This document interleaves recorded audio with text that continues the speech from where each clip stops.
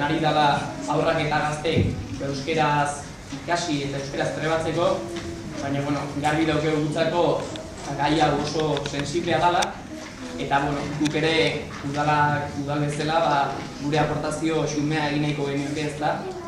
Lodosa está a apenas 12 kilómetros de La Rioja. Estamos ahí, casi en la frontera.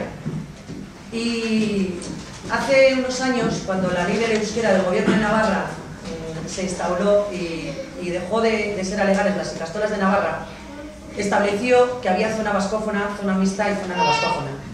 A nuestros hijos ya los han catalogado de niños de zona no vascófona. Nuestros hijos no tienen la alternativa a estudiar en euskera, en ningún modelo y de ninguna manera. Nosotros defendemos Ibaialde ikastola porque es el único proyecto en euskera en la zona. Aipatu bezala, azken hilabete hauek, ez hilabete hauek bakarrik ez, berak esan duen bezala, 2009-tik oso gogorak izan die, tarte asko egon dira gogoratu gabekoak, edo guain egon gehan bezala.